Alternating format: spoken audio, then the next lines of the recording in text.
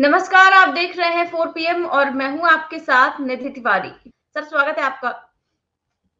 Sir आपको मैंने अभी बताया कि जो सुबह 10:30 बजे सुनवाई चल रही थी, इसके बाद जो है स्पष्टीकरण माँगे गए हैं, 3 से 4 लाइनें पूछी गई हैं और जिनका जवाब देने के लिए क्योंकि अब चुनाव आयोग के किसी अधिकारी को बुलाया गया है 2 बजे, तो अभी तक जो इस मामले में जो कुछ भी हुआ है, उस पर आपकी टिप्पणी?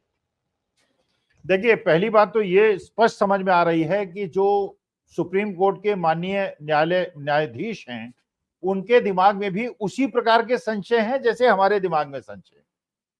जैसे देश की जनता समझती है कि ईवीएम के माध्यम से लोकतांत्रिक रूप से चुनाव नहीं हो रहे हैं जैसा होना चाहिए, और यही जज महोदय ने भी बताया, यही सुप्रीम के न्यायालय जो न्यायाधीश है उन्होंने कहा। इसका माने संशय है। देखिए, असली मुद्दा यह है कि केवल यही एक मुद्दा मेरे ख्याल से संज्ञान लेना चाहिए, माननीय सुप्रीम कोर्ट को संज्ञान लेना चाहिए। जिस प्रकार से पक्षपाती तरीके से चुनाव आयोग ये चुनाव संपन्न करा रहा है, उस पे क्या अपने आप स्वतः संज्ञान लेके सुप्रीम कोर्ट को निर्णय नहीं लिया? इसमें तो चलिए ईवीएम और वीवीपैट का मामला है, हम माननीय सुप्रीम कोर्ट से कहते हैं ये जो कहा है वकीलों ने और जो भी इसमें आवेदक है उन्होंने कहा है, ये हमारी मांग है। आप कृपा करके ऐसी व्यवस्था कर दीजिए जिससे निष्पक्ष चुनाव हो। भाई, अगर चुनाव निष्पक्ष होते हैं, उसके बाद कौन जीतता है कौन हारता है हमें कोई मतलब नहीं। लेकिन आज के तारीख में देखिए, आप कमेंट भी देखिएगा, आपके यहाँ जितने भी कमेंट इस समय आ रहे हैं, 90% कमेंट्स हैं कि ईवीएम पे लोगों का भरोसा नहीं है, वीवीपैट पे भरोसा नहीं है, और इसीलिए प्रथम चरण के चुनाव में वोटिंग कम हुई है। लोगों का विश्वास लोकतंत्र से हट रहा है, लोगों का विश्वास चुनाव आयोग से हट रहा है, और इस चीज को पुनर्स्थापित करने के लिए हमारे पास जो उच्चतम क्षेत्र है जहां जाके गुहार लगा सकते हैं वो सुप्रीम कोर्ट है। तो सुप्रीम कोर्ट जो भी उचित समय निष्पक्ष चुनाव कराएं, और अगर उनके दिमाग में जब उनको लग रहा है, क्योंकि जो जज साहब हैं वो भी देखते होंगे, टीवी भी देखते होंगे, यूट्यूब भी देखते होंगे, 1000-2000 लोगों से बातें भी करते होंगे, उनका भी एक परिवार है, उनका भी एक समाज है, उनको अगर ये फीडबैक मिल रहा है कि जनता का विश्वास इस व्यवस्था में, जिसमें पिछले 70 साल में कभी ऐसा नहीं हुआ, हाँ 2009 में जरूर किताब लिखी गई थी, ये सब बातें की गई थी, लेकिन इतना ज्यादा विश्वास की जनता की 90% लोग ये मान रहे हैं कि चुनाव जो है पक्षपातपूर्ण है, इसके अंदर एक दल को सारी छूटें दी गई हैं, दूसरे दल को जय भवानी कहने पे मेमो इशू किया जाता है, एक दल को जय श्री राम कहने पे कोई कार्रवाई नहीं होती है, फोटो लगाने पे, हिंदू मुसलमान का सीधा सीधा धार्मिक ध्रुवीकरण कराने पे कोई दंड नहीं मिलता, उनको कोई चीज नहीं होती। वो जो मंगल सूत्र को भी दांव में लगा देते हैं जब चुनाव प्रक्रिया ऑन है और चुनाव आचार संहिता लगी हुई है, और चुनाव आयोग उसके बाद भी कोई कार्रवाई नहीं करता।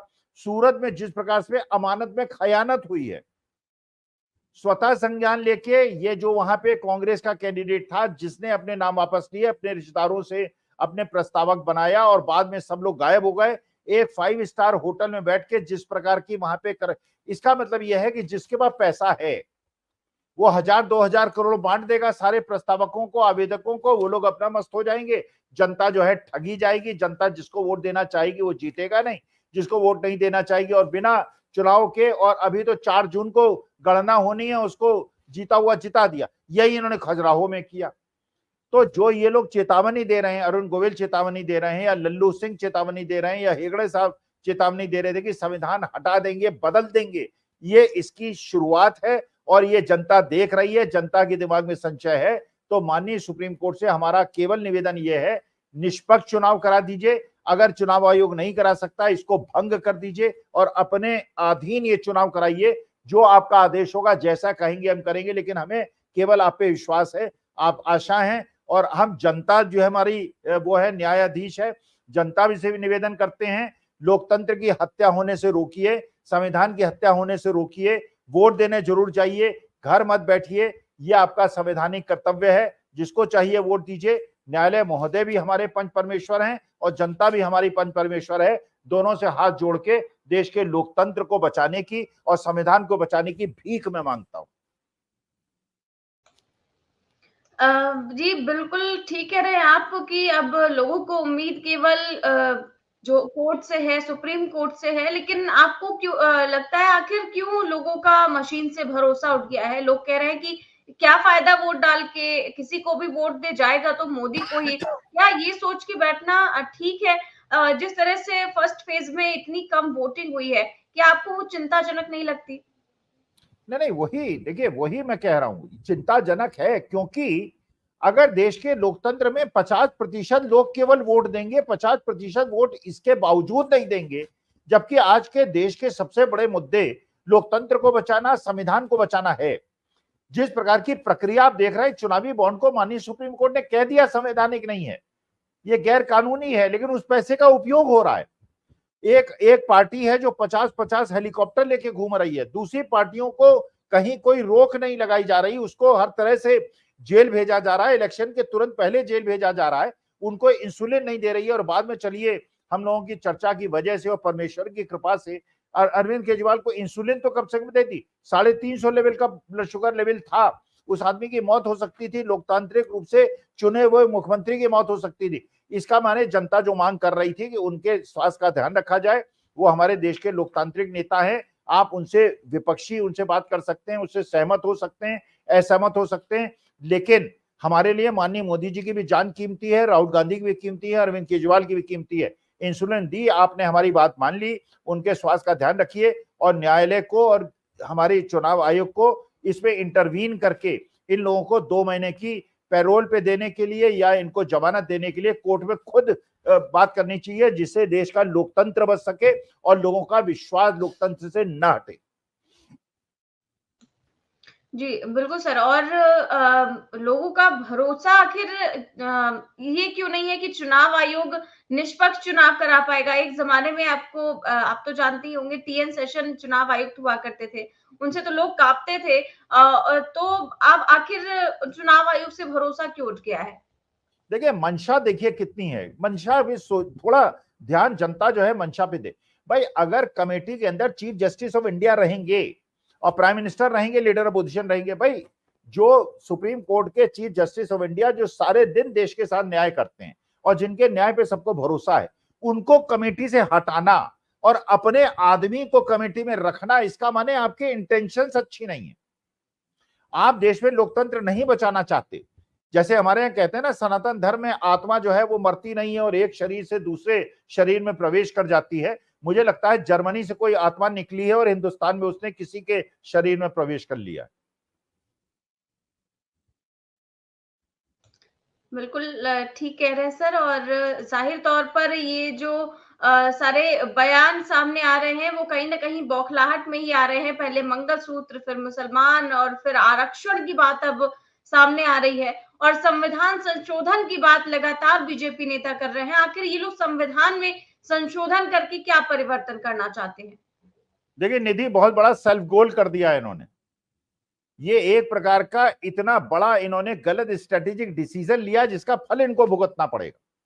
देखिए, कांग्रेस के घोषणा पत्र का मुख्य मुद्दे क्या हैं? वो कह रहे हैं जो वंचित हैं, जो शोषित हैं, जो गरीब हैं, उनको अधिकार देंगे। भाई, अगर एक 10 लाख रुपए साल अगर किसी महिला को मिलेगा, घर में एक महिला को 10 लाख रुपए साल मिलेगा, 8-9 हजार मिलेगा, इसका मैंने बेसिक लेवल तो उसका न्यूट्रिशन का और बाकी चीजों का पूरा हो जाएगा। ठीक है ना, गरीबों की बात हुई। अगर ओल्ड पेंशन स्कीम लाई जाएगी, सरकारी अधिकारियों की बात हुई जिनको 2004 के बाद पेंशन नहीं मिल रही। एमएसपी की गारंटी मिलेगी, देश की 60% जनसंख्या को अगर एमएसपी की गारंटी मिल जाएगी, वो भी जनता के हित की बात है, गरीबों के हित की बात है। अगर अग्निवीर योजना खत्म हो जाएगी, वो भी गरीबों के हित की बात है। मोदी जी कह रहे हैं नहीं नहीं नहीं, गरीबों को नहीं मिलना चाहिए, जो अडानी के पास है, अंबानी के पास है, वो किसी को ना मिले। वो एक 100 कमरे के मकान में रहे, उनके पास 50 कारें हों, उनके पास सब कुछ हो, उनके पास 20 लाख करोड़ की संपत्ति हो, गरीबों को नहीं देने देंगे। अरे भाई, यही तो कांग्रेस ने कहा था कि अमीरों से जो उनके कॉर्पोरेट टैक्स को कम किया गया है उनको बढ़ाया जाएगा, जीएसटी को कम किया जाएगा, गरीबों के ऊपर से भार कम किया जाएगा, उनकी आमदनी बढ़ाई जाएगी। अब आपने बीजेपी ने स्ट्रेटेजिक ब्लंडर करके उसको गरीबों और अमीरों के बीच की लड़ाई बना दिया। अब गरीब तो मानी बात है 95% है हिंदुस्तान के अंदर, 5% वोट अगर बीजेपी को मिलेंगे और 95% वोट अगर कांग्रेस को और अपोजिशन को मिलेंगे, कौन जीतेगा इसकी कल्पना आप कर सकते हैं। इसीलिए सूरज जैसी घटनाएं की जा रही हैं। भाई देखिए, चुनाव आयोग अगर पंच परमेश्वर का रोल नहीं अदा कर सकता तो उनके जो चुनाव अधिकारी सुबानी सुप्रीम कोर्ट में आज पेश हुए हैं, कहते साहब हम नहीं कर सकते, हमारे पे जनता को विश्वास नहीं रह गया है, माननीय सुप्रीम कोर्ट आप खुद करा दीजिए चुनाव, और हम इस पे, क्योंकि हमारे जो 2 चुनाव आयुक्त भी आए हैं उसमें भी chief justice of India committee में नहीं थे और वो बिल्कुल घपलेबाजी हुई थी, इसलिए हम रिजाइन करते हैं। जैसे पाकिस्तान के चुनाव अधिकारी ने रिजाइन कर दिया था और जेल थाने में जाके खुद समर्पण किया था और कहा था मुझे फांसी लगा दो क्योंकि मैं अपने कर्तव्यों का निर्वहन नहीं कर सका। अगर पाकिस्तान जैसा दुष्ट राष्ट्र का चुनाव अधिकारी इतना ईमानदार हो सकता है तो हमारा हिंदुस्तान तो बहुत ही ईमानदार देश है। हमारे चुनाव अधिकारियों में तो आत्मा जागृत होनी चाहिए और they should speak out and they should confess as to what they have done in last so many years. बिल्कुल सर, और आजकल की राजनीति जो मंगलसूत्र पर आ गई है और जिस तरह के बयान लगातार सामने आ रहे हैं, आप देख रहे हैं मोदी जी लगातार कह रहे हैं, तो कहीं पर जो है बीजेपी के नेता अमित शाह भी इस तरह के बयान दे रहे हैं। उस पर प्रियंका गांधी ने आज बहुत सटीक जवाब दिया है, वो मैं सुनाना चाहूंगी। अपना सोना जब जंग हुई थी, अपना सोना देश को दिया। मेरी माँ का मंगलसूत्र इस देश को कुर्बान हुआ है। कैसी कैसी बहकी बहकी बातें।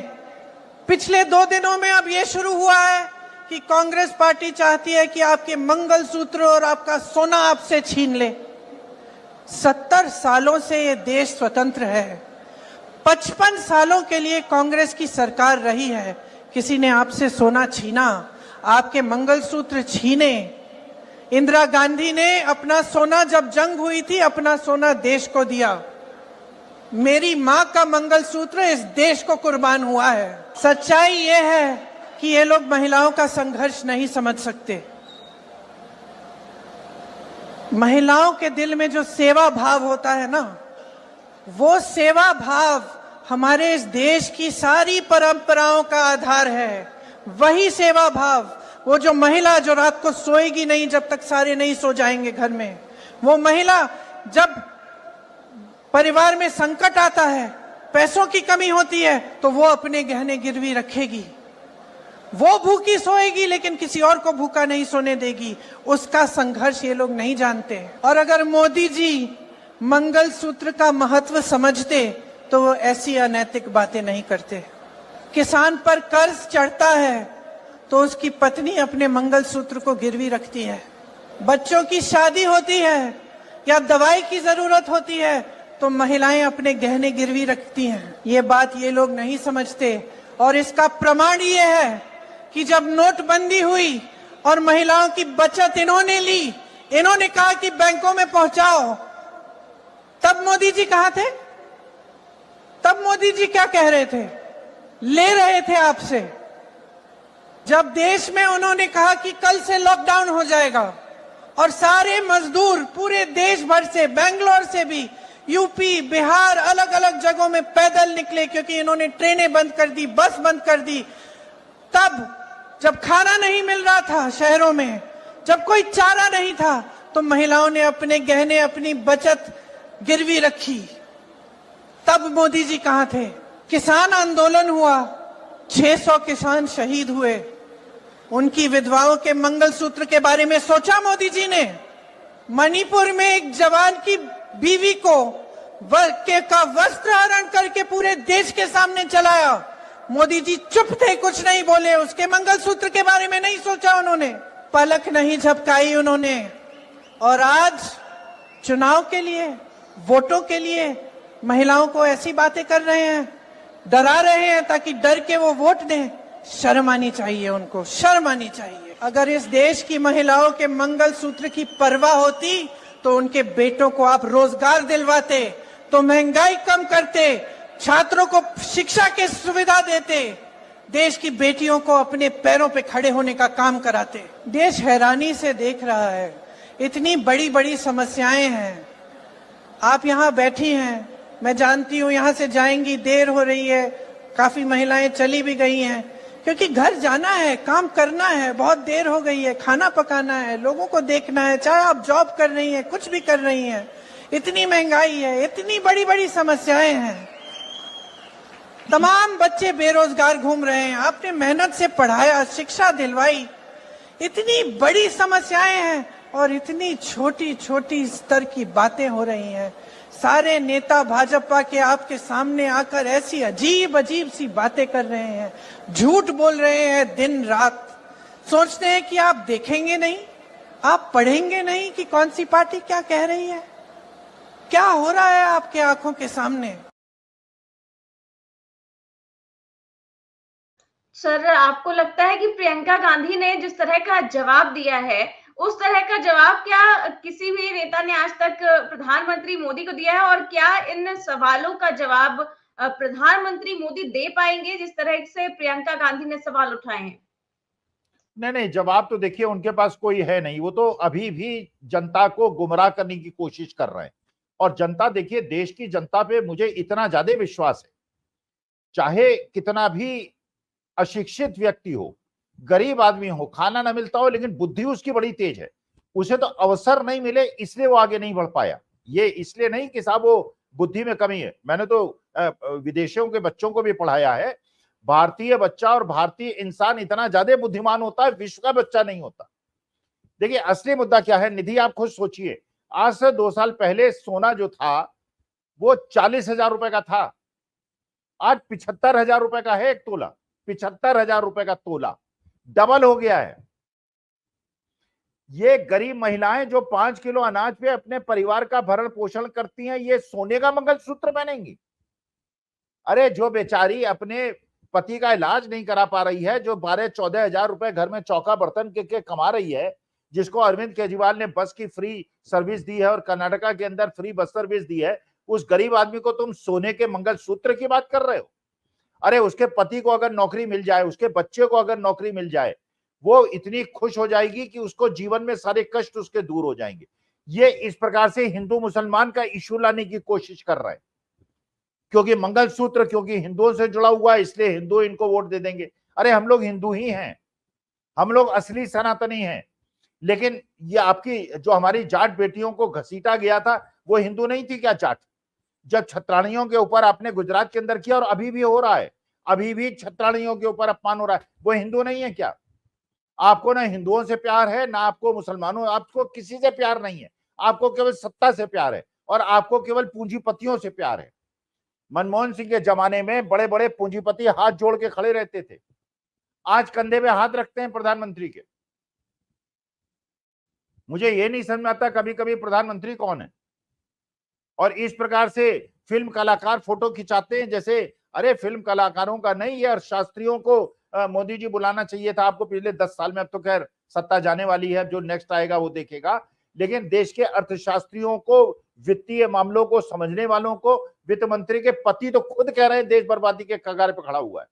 इससे बड़ा सर्टिफिकेट क्या हो सकता है, जब वित्त मंत्री के पति ये कह रहे हैं, जो इकोनॉमिस्ट हैं, कि देश की अर्थव्यवस्था बुरी हालत में है और यही स्थिति चली तो देश की हालत बहुत बुरी हो जाएगी। आप हिंदू मुसलमान पे नैरेटिव को लाने की कोशिश कर रहे हैं और फिर सबका साथ सबका विकास करने की बात कर रहे हैं।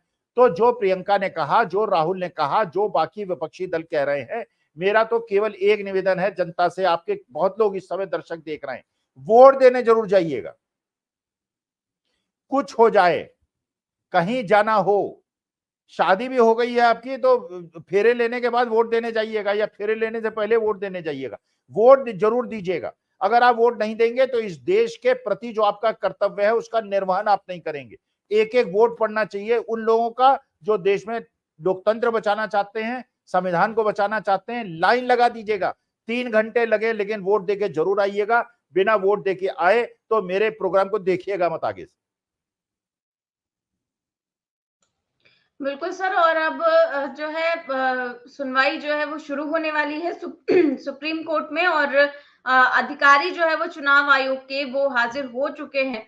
और इस सुनवाई में जो पिछली बार एक अहम टिप्पणी ये भी थी कि जब वकील संतोष पॉल ने कहा था कि ईवीएम के लिए कि ये एक स्रोत कोड है जिसका खुलासा नहीं किया गया है, तो जस्टिस खन्ना ने कहा था कि सोर्स कोड का खुलासा कभी किया भी नहीं जाना चाहिए। इसका खुलासा अगर हुआ तो इसका दुरुपयोग होगा, इसका खुलासा बिल्कुल भी नहीं किया जाना चाहिए। तो इस समय जो सोर्स कोड की बात आ रही है उसको लेकर आपका क्या कहना है? नहीं, वही प्रश्न है, ये कोड है किसके पास, ये किसके पास है? ये जो बनाते हैं ईवीएम उनके कंपनी के पास है, तो डायरेक्टर्स के पास है। अगर डायरेक्टर्स के पास है तो बीजेपी के 4 डायरेक्टर वहां बैठे हुए हैं। ये है किसके पास? वो कौन है? वो आरएसएस का कार्यकर्ता है, विपक्षी का तो नहीं होगा, विपक्षी दल का आदमी तो नहीं होगा, कांग्रेस का, आम आदमी पार्टी का तो नहीं होगा। होगा तो या किसके पास? चीफ जस्टिस ऑफ इंडिया के पास। जो रखवाना है रखवा दीजिए, हमें कोई आपत्ति नहीं। आप जितने कोड हैं वो सुप्रीम कोर्ट के जजों के पास रखवा दीजिए, हमें कोई आपत्ति नहीं, क्योंकि उन पे हमें विश्वास है।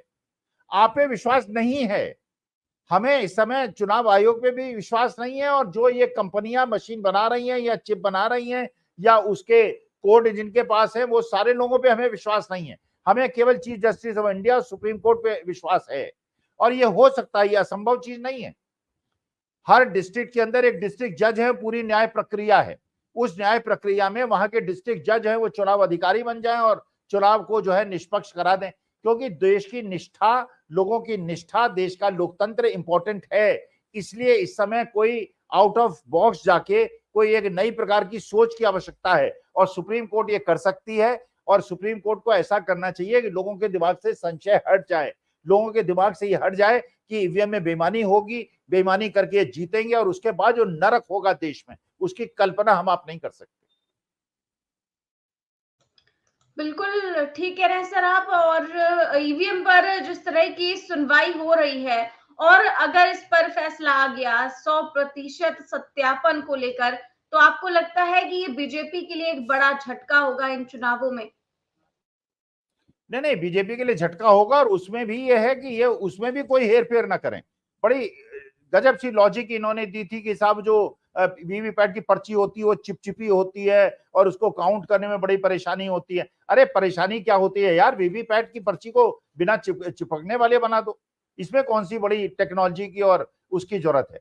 भाई असली मुद्दा यह है कि अगर मैं वोट देने जा, मैं एग्जाम देने जाऊं, जैसे आज देश के बच्चों के साथ हो रहा है, पहले उनसे एग्जामिनेशन की फीस का फॉर्म का पैसा ले लेते हैं, उनके माँ बाप देते हैं, फिर उसके बाद एग्जाम के पेपर को लीक करा देते हैं। अगर लीक नहीं होता है तो कोर्ट में कोई रिट फाइल करा देते हैं, और बच्चे जो है बेरोजगार रहते हैं। उसी प्रकार की ये परंपरा हो रही है।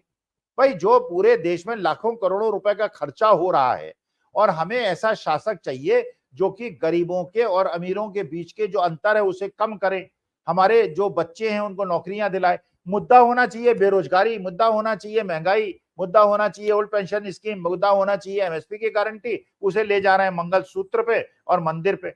अरे अगर मंदिर बनाने से अगर आप प्रधानमंत्री बनने के योग्य हो गए, तो अडानी जी कल 1000 मंदिर बना देंगे, उनको प्रधानमंत्री क्यों ना बना दिया जाए?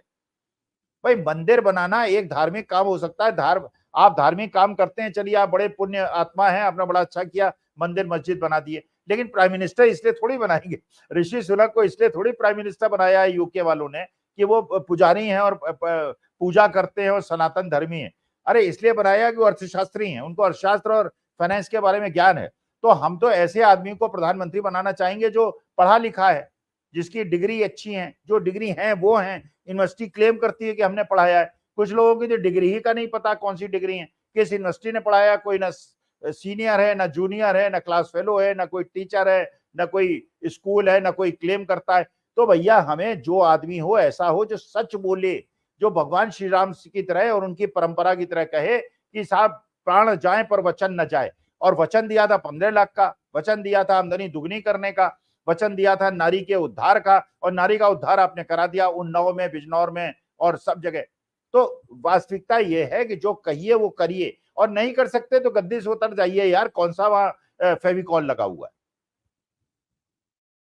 बिल्कुल सर। और अब दलीलें शुरू हो गई हैं, बयान शुरू हो गए हैं आने। और जिस तरह से सुप्रीम कोर्ट में अब चुनाव अधिकारी जो है वो अपना बयान दे रहे हैं, मैं आपको दिखाऊंगी भी। पहले मैं आपको बताना चाहूंगी कि जो ईसीआई की तरफ से यानी कि चुनाव आयोग से कहा जा रहा है सुप्रीम कोर्ट में कि सभी माइक्रो कंट्रोलर एक बार प्रोग्राम करने योग्य है, निर्माण के समय इन्हें जला दिया जाता है और उन्हें बदला नहीं जा सकता। इसके बाद उन्होंने कहा है कि सिंबल लोडिंग यूनिट्स यानी कि एसएलयू की संख्या के संबंध में ईसीआईएल के पास 1400 एसएलयू और बीएचईएल के पास 3400 एसएलयू है। ये जो है ये सारी जानकारियां फिलहाल दी जा रही हैं। और इसको आसान भाषा में भी समझाने की सर आप कोशिश करेंगे हमारे दर्शकों को? नहीं, देखिए असली मुद्दा ये है ना कि भाई अगर सीधी सी बात है, जो पिछली बार सुप्रीम कोर्ट के जज साहिबान ने कहा था कि भाई मैंने वोट दिया, मेरे हाथ में वीवीपैट की पर्ची आ गई, मैंने उसे डिब्बे में डाल दिया, क्या परेशानी है भाई? मैं कम से कम एक मेरी आत्मा को शांति तो होगी कि मैंने जिसको वोट दिया वो वोट पड़ गया। ये इतना कॉम्प्लिकेटेड बनाने की इसको क्या आवश्यकता है? वो फलाने के पास रहेगी, वो BHEL के पास रहेगी, वो EIL के पास रहेगी, वहां उनके डायरेक्टर होंगे, उसको हम जला देंगे, उसको हम नष्ट कर देंगे। हमें कुछ नहीं भैया, हमें पर्ची दे दो। ये हो कि वहां पे चुनाव अधिकारियों को जो वहां पे रहते हैं हर पोलिंग बूथ पे, उन्हें भगाया ना जाए, उनको डराया ना जाए, उनको धमकाया ना जाए। पोलिंग बूथ के बाहर जो गुंडे बदमाश खड़े रहते हैं, लोगों को वोट नहीं डालने दिए जाते, वो स्थिति ना हो, ये माननीय सुप्रीम कोर्ट करे।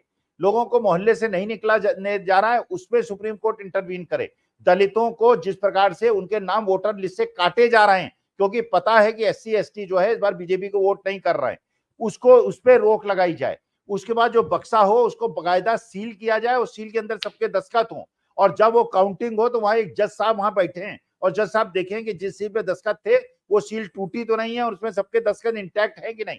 अगर नहीं इंटैक्ट है तो रिपोलिंग कराई जाए, क्योंकि देश के लोकतंत्र को बचाना और देश की आस्था को बचाना बहुत ज्यादा आवश्यक है। हमारी सनातनी आस्था को अगर आप ठेस पहुंचाते हैं, हमें बुरा लगता है, लेकिन हमारी लोकतांत्रिक और संविधान के प्रति जो हमारा कर्तव्य है और उसकी जो श्रद्धा भाव हमारे दिमाग में है, उस पर भी कृपा करके आहत मत कीजिए। असली मुद्दा यह है, अगर मेरे पास पर्ची आ गई और मैंने उसे अपना देख के उसे अंदर डाल दिया डिब्बे में और डिब्बा सील हो गया, तो परेशानी इसमें किसी को क्या है?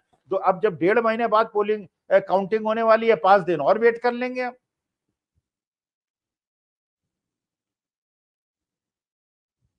जी सर, बिल्कुल ठीक कह रहे हैं आप। और हम देख रहे हैं कि जो सुनवाई हुई है उसमें एक चीज और अभी निकल कर सामने आई है, वो भी मैं आपको बताना चाहूंगी कि कहा जा रहा है ECI की तरफ से कि सभी मशीनें 45 दिनों के लिए संग्रहित रहती हैं और 46वें दिन CEO संबंधित HC के रजिस्ट्रारों को ये पता लगाने के लिए लिखते हैं कि क्या कोई चुनाव याचिका दायर की गई है।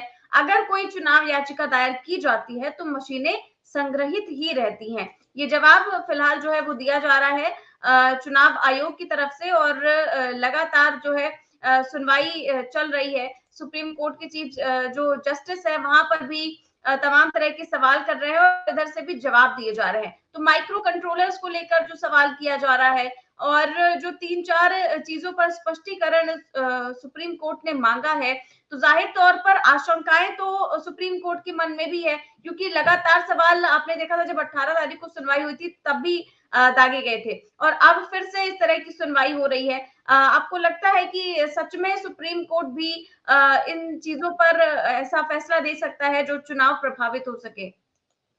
देखिए, मेरे को देश की जनता पे पूरा भरोसा है। मैं ऐसा कोई शब्द नहीं बोलूंगा जिससे कि जनता के विवेक पर या माननीय सुप्रीम कोर्ट के विवेक पर कोई प्रश्न नहीं उठे। मैं ये जानता हूं कि जो अंतिम निर्णय होगा, वो अंतिम निर्णय जो है वो ट्रांसपेरेंसी के लिए, लोकतंत्र को बचाने के लिए और देश के संविधान को बचाने के लिए माननीय सुप्रीम कोर्ट करेगा। मैं एक सेकंड के लिए भी नहीं सोचता हूं कि वो कहेंगे कि नहीं, जिस प्रकार से हो रहा है इसको होने दीजिए। इसलिए क्योंकि मसीह साहब का केस जो चंडीगढ़ के अंदर हुआ था, वो माननीय सुप्रीम कोर्ट ने खुद सुना था, और जिस प्रकार का दंड उन्हें मिला था और जिस प्रकार जो उनकी एक था कि साहब अब तो इलेक्शन हो गया है और इनको ये, उन्होंने कहा कुछ नहीं, इलेक्शन में आम आदमी पार्टी का मेयर जीत गया, डिप्टी मेयर जीत गया, बात खत्म, अगले इलेक्शन में फिर देखेंगे। कठोर निर्णय की आवश्यकता है, क्योंकि इनका नाम भी स्वर्णाक्षरों में लिखा जाएगा और मुझे पूरी आशा है ये लोकतंत्र को बचाएंगे, क्योंकि अगर लोकतंत्र को देश की जनता नहीं बचाएगी, सुप्रीम कोर्ट नहीं बचाएगा, तो निधि हम आप क्या बचा लेंगे? हम लोग तो देखिए अपने देश के प्रति जो मेरा कर्तव्य है उसका निर्वहन कर रहा हूं मैं। लोग कहते हैं क्यों बिना जान दे रहे हो? भैया जान क्यों ना दूं यार, इस देश ने सब कुछ मुझे दिया है। आज जो मैं यहां बैठा हूं केवल इस देश की वजह से हूं, भारतवर्ष की तरह से हूं। आप बताइए, हम लोग सरकारी स्कूल में पढ़ के आगे बढ़ गए इसलिए कि क्योंकि उस समय सस्ती फीस होती थी, मिडिल क्लास के लोग अपने बच्चों को पढ़ा लेते थे। आज हर चीज का निजीकरण हो रहा है, गरीबों के लिए कोई सुविधा नहीं है, सब अमीरों के लिए सुविधा है। तो इस व्यवस्था को अगर चेंज करना है और सब कुछ अडानी अंबानी को नहीं देना है, और गरीबों के भी ऋण माफ होने चाहिए, केवल अमीरों के ऋण माफ नहीं होने चाहिए। अगर इस व्यवस्था के लिए हम एक ऐसी सरकार चाहते हैं जो लोकतंत्र को बचाए, जो संविधान को बचाए, तो हम क्या ज्यादा डिमांड कर रहे हैं? तो माननीय सुप्रीम कोर्ट वही करेगा जो जनता के, क्योंकि अगर वो नहीं करेंगे तो हम भगवान फिर कहां जाएंगे? तो हम तो एक कामना करते हैं कि परमेश्वर का रूप मां सरस्वती उनके जीवा पे विराजे और इस देश के लोकतंत्र और संविधान को वो बचा लें। जी बिल्कुल सर। और अब प्रशांत भूषण की तरफ से कहा जा रहा है कि ईवीएम में प्रोसेस चिप का वन टाइम प्रोग्रामेबल होना संदेह में है। और फिर जस्टिस खन्ना ने कहा कि उन्होंने संदेह स्पष्ट कर दिया है। तो फिर प्रशांत भूषण कहते हैं कि निर्माता ने आरटीआई जवाब में स्वीकार किया है कि इस चिप का उपयोग किया गया है। निर्माता एक एनएक्सपी कंपनी है। हमने निर्माता वेबसाइट से माइक्रो कंट्रोलर की विशेषताएं डाउनलोड की है। इस तरह की जो बातें हैं वो निकलकर सामने आ रही हैं। और जाहिर तौर पर ये सारी बातें जो है वो काफी ज्यादा महत्वपूर्ण हो जाती हैं, क्योंकि लगातार इस पर सुनवाई चल रही है। और जो प्रशांत भूषण दलीलें दे रहे हैं कि ईवीएम में प्रोसेसर चिप का वन टाइम प्रोग्रामेबल होना संदेह में है, फिर जस्टिस खन्ना कहते हैं कि उन्होंने संदेह स्पष्ट कर दिया है। फिर प्रशांत भूषण इस पर सवाल उठाते हैं कि संदेह भले ही स्पष्ट कर दिया गया हो, लेकिन इस चिप का जो उपयोग किया जा रहा है वो अभी संदेह में है। तो ये सारी चीजें अभी फिलहाल सामने आ रही हैं। और भी चीजें हम आपको बताने की कोशिश करेंगे जिस जिस तरह से सामने आएंगी। लाइव अपडेट्स अभी निकलकर सामने आ रहे हैं। क्या लगता है सर, इसका सुनवाई का चुनाव पर बेहद असर पड़ेगा? देखिए, असली मुद्दा निधि क्या है। देखिए, मान लीजिए आप, मुझे नहीं पता आपकी क्वालिफिकेशन क्या है, मान लीजिए आपने बीए, बीएससी, एमए, एमएससी कुछ किया होगा। अगर मान लीजिए आपके दर्शक ये कहें कि निधि की डिग्री जो है ये दिखाएं, ये इनकी डिग्री है कि नहीं, आप यहां पे चैनल में आगे दिखा देंगी ना ये डिग्री है? भाई, मैं बार बार क्लेम करता हूं कि मैंने जीआईसी इलाहाबाद से इंटरमीडिएट किया है, बीएचयू से इंजीनियरिंग किया है, इलाहाबाद यूनिवर्सिटी से एमबीए किया है। मैं बताता हूं ना, अगर मैं कल जनता कहे, श्रोता कहे नहीं स्वामी साहब दिखाइए अपनी डिग्री, मैं लगा दूंगा, यहाँ यूट्यूब में दिखा दूंगा और अपने फेसबुक पे और ट्विटर पे लगा दूंगा। भाई, अगर कोई आदमी अपनी डिग्री दिखाने के लिए हाईकोर्ट से कहता है कि रोकिए, डिग्री नहीं दिखाने के लिए बाध्य कीजिए, दंड दीजिए, भाई आपकी जो वास्तविक जो सच बोली है ना, अगर वोटिंग के मामले में जनता के दिमाग में संशय है, गलत है, सही है मुद्दा, कोई मैं बात नहीं कह रहा हूं, अगर संशय है तो संशय को दूर कर दीजिए, बात खत्म हो गई। जनता का मुंह बंद हो जाएगा, मेरा मुंह बंद हो जाएगा, निधि का मुंह बंद हो जाएगा। आप जो है, जो हम कह रहे हैं, निष्पक्ष चुनाव करा दीजिए। जिस प्रकार से वहां पे, जहां पे अपोजिशन की रूल्ड गवर्नमेंट है वहां सेंट्रल रिजर्व पुलिस को भेज देते हैं, और जहां पे अपनी गवर्नमेंट है वहां पे स्टेट गवर्नमेंट के पास काम होता है, फिर वो सेंटर और स्टेट मिलके, गुजरात की जो पुलिस है वो जाके वेस्ट बंगाल में इलेक्शन कराती है। इसका क्या, ये कौन देखेगा, कौन रोकेगा इसको? अरे यूपी का इलेक्शन यूपी वाले कराएं, बिहार का इलेक्शन बिहार वाले कराएं, अब गुजरात वाले जा जाके वहां पे इलेक्शन कराएंगे। तो ये जो है, ये हम अपना जो प्रार्थना है वो किससे करेंगे? या तो जनता से करेंगे या चीफ जस्टिस ऑफ इंडिया से करेंगे। आज चीफ जस्टिस ऑफ इंडिया से कर रहे हैं और जनता से भी कर रहे हैं। ये बस जनता आपके हाथ में, देश के लोकतंत्र संविधान को बचाना है तो बचा लीजिए, नहीं बचाना है तो भुगतिए। जी सर। अब और चीजें निकलकर सामने आ रही हैं। प्रशांत भूषण कह रहे हैं कि इस माइक्रो कंट्रोलर में फ्लैश मेमोरी भी है, इसीलिए ये कहना कि उसका माइक्रो कंट्रोलर पुनः प्रोग्राम करने योग्य नहीं है, ये सही नहीं है, ऐसा कंप्यूटर विशेषज्ञ भी कहते हैं। और फिर जस्टिस खन्ना ने कहा कि इसीलिए हमने पूछा और उन्होंने कहा कि जो है वन टाइम प्रोग्रामेबल का उपयोग कर रहे हैं। तो प्रशांत भूषण कहते हैं कि फ्लैश मेमोरी हमेशा रीप्रोग्रामेबल होती है, हमें तकनीकी डेटा पर जो है उन पर निर्भर रहना होगा। ऐसा संजीव खन्ना ने कहा है कि हमें चुनाव आयोग पर ही निर्भर रहना होगा तकनीकी डेटा के मामले में।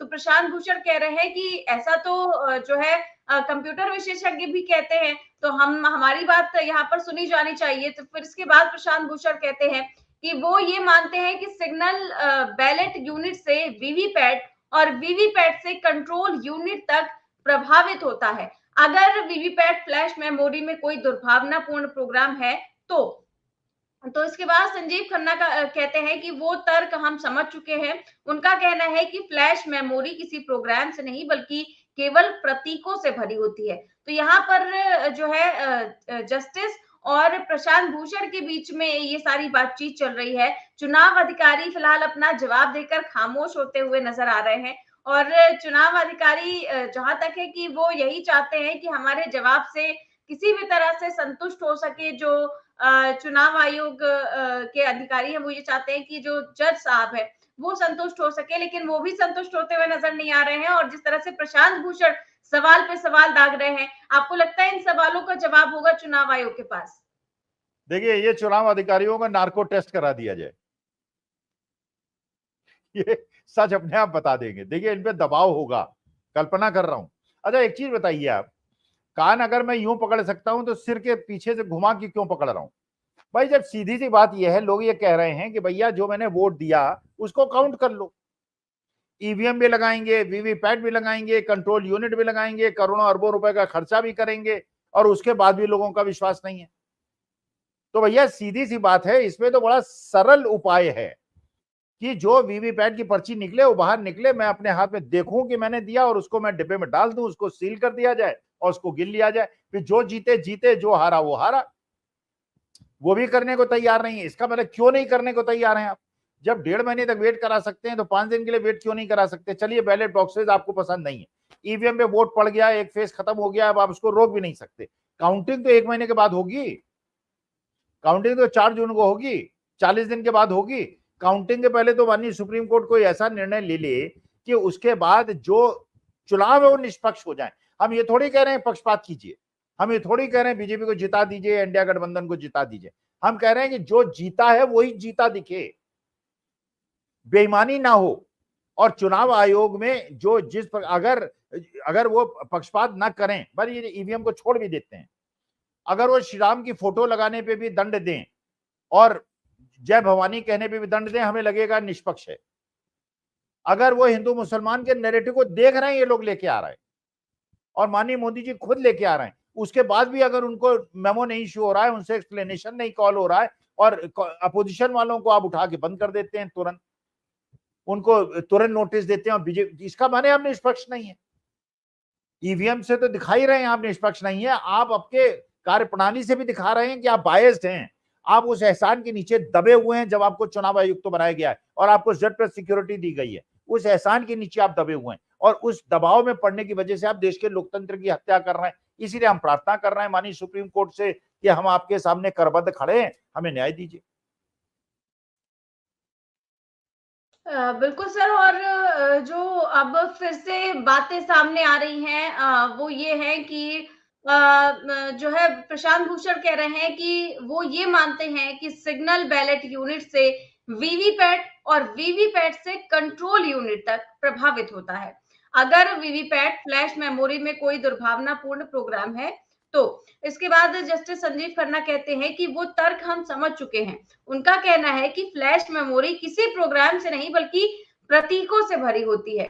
तो प्रशांत भूषण कहते हैं कि स्टैंड ये है कि फ्लैश मेमोरी रीप्रोग्रामेबल नहीं है। तो जस्टिस संजीव खन्ना कहते हैं कि वो ऐसा नहीं कह रहे हैं, वो ये कह रहे हैं कि फ्लैश मेमोरी में कोई भी प्रोग्राम नहीं है और केवल प्रतीक है। वो सॉफ्टवेयर नहीं बल्कि प्रतीकों का भंडारण कर रहे हैं। जहां तक सीयू में माइक्रो कंट्रोलर का सवाल है, ये अज्ञेयवादी है। ये पार्टी के नाम या उम्मीदवारों के नाम को नहीं पहचानता है, ये मतपत्र इकाई के बटनों को पहचानता है। बीयू में बटन है तो निर्माता को ये नहीं पता कि किस पार्टी को कौन सा बटन आवंटित किया जाएगा।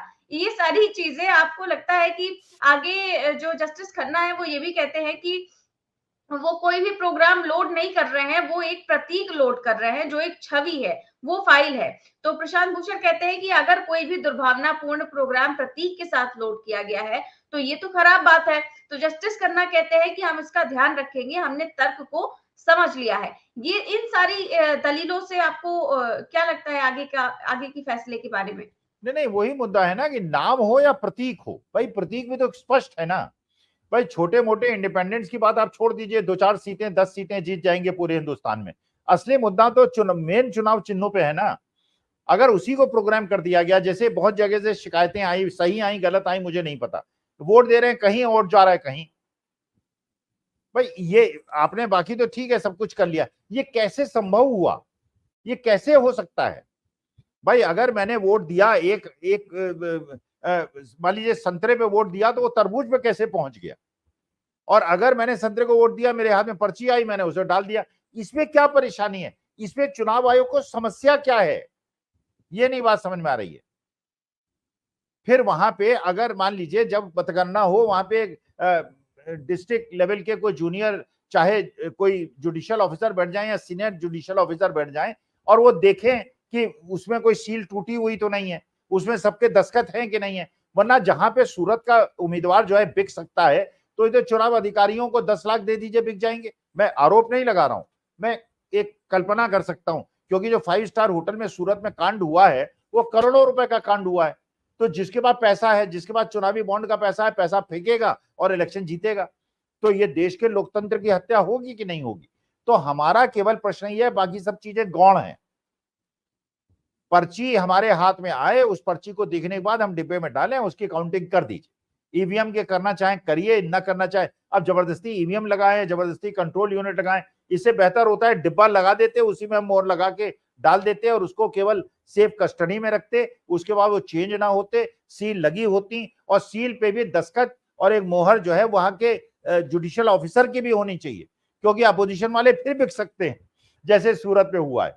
पता चला 10-10 लाख रुपए दिए और उन्होंने कहा ठीक है हम अपना आप हमारी सील तोड़ दीजिए, हमने कोई दस्तखत नहीं है। अरे पैसे का खेल है, तो पैसा लोकतंत्र को खरीदेगा ऐसा बाबा साहब भीमराव अम्बेडकर ने थोड़ी सोचा होगा, संविधान सभा ने थोड़ी सोचा होगा। लेकिन आज जब परिस्थिति पैदा हो गई है तो हम तो ये चाहते हैं कि हर पोलिंग बूथ पर उसमें कोई न कोई ऐसा अधिकारी हो जो निष्पक्ष हो और उसके अंतर्गत काम करें, पुलिस अफसर और वहां की जो आम पुलिस है।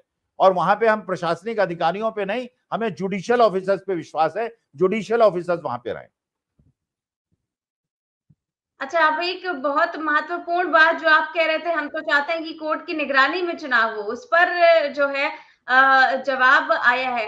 कहा है कि इस जस्टिस दत्ता ने कि अभी तक ऐसी घटना की रिपोर्ट नहीं है, इसीलिए हम चुनाव को नियंत्रित नहीं कर सकते हैं। प्रशांत भूषण जी, हम किसी अन्य संवैधानिक प्राधिकरण को नियंत्रित नहीं कर सकते हैं। इस पर जो वकील है संतोष पॉल, वो कहते हैं कि इस देश में हेरा फेरी करने के लिए कई सारे सॉफ्टवेयर उपलब्ध हैं। जो तो जस्टिस दत्ता ये कहते हैं कि क्या हम संदेह के आधार पर कोई आदेश जारी कर सकते हैं?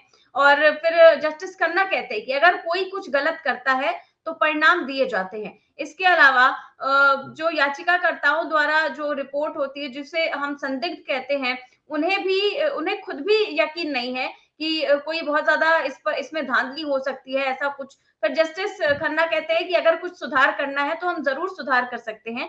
अदालतों ने 2 बार हस्तक्षेप किया। एक बार जब हमने कहा था कि वीवीपैट अनिवार्य होना चाहिए, दूसरी बार जब हम 1 से बढ़कर 5 हो गए। इसके बाद न्यायमूर्ति हैं जस्टिस दत्ता है, वो कहते हैं कि जब हम ये पूछते हैं कि कौन से सुधार किए जा सकते हैं, तो पहला अनुरोध मत पत्रों का वापस जाने का था। तो जब सुधार ही ये हुआ था उस समय कि बैलेट पेपर से चुनाव नहीं, ईवीएम से चुनाव हो, ताकि ये सारा प्रोसेस जल्दी और किया जा सके और सुविधा के अनुसार किया जा सके। तो अब वापस हम बैलेट पेपर की तरफ कैसे लौट सकते हैं और हम इस पर फैसला कैसे दे सकते हैं? तो अब आपको लगता है कि ये फैसले की घड़ी जो है नजदीक आ रही है और कुछ होता हुआ नजर नहीं आ रहा है? नहीं नहीं, मुझे ऐसा नहीं लगता। देखिए सवाल ये है, भाई विदेशी लोग जो हैं अगर वहां पे अगर ईवीएम हटा दिए उन्होंने और बैलेट पेपर से चुनाव होता है तो वो हमसे कम बुद्धिमान है, ये तो मैं नहीं मानता। खैर दूसरी बात यह है कि हम सुपरवाइज करने के लिए आपको कह रहे हैं, हम ये नहीं कह रहे हैं कि अपने हाथ में ले लीजिए चुनाव का कार्रवाई, हम कह रहे हैं सुपरवाइज कर दीजिए। कम से कम हर पोलिंग बूथ पर एक जो आपके जुडिशियल सर्विसेज के सबसे जूनियर अफसर हैं जो तुरंत अभी अपॉइंट हुए उनको बिठा दीजिए। कम से कम उनकी निष्ठा तो न्याय के प्रति है, कानून के प्रति है। दूसरी बात हम ये कह रहे हैं कि जब एक भाई देखिए अगर आज इलेक्शन पूरे हिंदुस्तान में हुआ होता, एक फेज में हुआ होता और 3 दिन के बाद काउंटिंग हो गई होती, हम ये प्रश्न उठाते। फर्स्ट फेज के इलेक्शन से काउंटिंग के बीच में 1.5 महीने का टाइम है, तो जब 1.5 महीने का टाइम है तो 5 दिन में क्या परेशानी है? आप खुद सोचिए, अब भाई इसमें क्या परेशानी है? भाई ईवीएम आपने वीवीपैट क्यों लगाए हैं? वीवीपैट क्यों लगाए हैं? वीवीपैट इसीलिए लगाए हैं कि ईवीएम और वीवीपैट के बीच में सामंजस्य स्थापित हो। अगर इसमें 1 लाख वोट पड़ा, उसमें भी 1 लाख वोट पड़ना चाहिए। जिसमें जिसका गिना गया उसमें भी गिना जाना चाहिए। तभी तो आपने वीवीपैट लगाया। आप गिन लीजिए वीवीपैट को। 100% गिनने में 5 दिन का टाइम लगेगा। जनता की तरफ से बिना उनसे पूछे मैं आपको अनुमति देता हूं, 5 दिन नहीं 6 दिन लगा दीजिए, लेकिन हमारे देश की जो भावना है और लोकतंत्र को बचाने की जो इच्छा है उसे कृपा करके बचाइए, वरना पूरे विदेश में, पूरे विश्व हमारी भद्द पिटेगी जो आज तक कभी नहीं पिटी। बिल्कुल ठीक कह रहे हैं आप सर। और अब आगे की जो बात है वो भी मैं बता देना चाहूंगी। न्यायमूर्ति दत्ता की तरफ से पूछा जा रहा है कि जब हम ये पूछते हैं कि कौन से सुधार किए जा सकते हैं, तो पहला अनुरोध मत पत्रों पर वापस आने का था। ये मैं आपको पहले ही बता चुकी हूँ। उसके बाद हेगड़े कहते हैं कि बार कोड सिर्फ एक छवि है, अगर इसे लगाया जाए तो ये प्रक्रिया में बहुत मदद करेगा। तो जस्टिस खन्ना कहते हैं कि ये इस प्रक्रिया में कैसे मदद कर सकता है, यदि बार कोड गिनने के लिए कोई स्वचालित काउंटर है ही नहीं। तो फिर हेगड़े कहते हैं कि हम पेपर बैलेट की वापसी की मांग नहीं कर रहे हैं, हम केवल कागजी पुष्टिकरण के लिए कह रहे हैं। और यही तो जो है आम जनता भी मांग कर रही है कि हमारा वोट कहाँ गया है, कहाँ नहीं गया है, ये हमें तो कम से कम पता होना चाहिए। क्योंकि जो आरोप लग रहे हैं कि हम जो वोट देते हैं वो किसी और को चला जाता है, मशीन में दिखता कुछ और है, पर्ची बाहर कुछ और आती है, तो आखिर पर्ची देने में क्या समस्या है? यही मुद्दा है। देखिए मुद्दा यही है। हम नहीं कह रहे कि ईवीएम में पोलिंग हो चुकी है, वीवीपैट में जा चुकी है, वो एक फेज हो चुका है।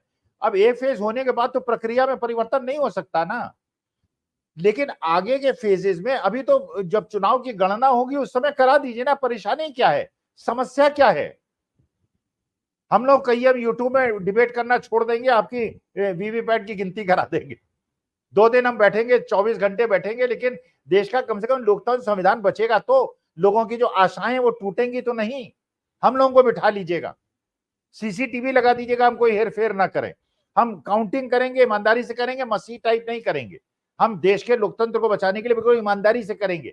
जितने बुढ़े हैं 70 साल के ऊपर के, सबको बिठा दीजिए, हम काउंट कर देंगे, एक दिन में काउंट करके दिखा देंगे।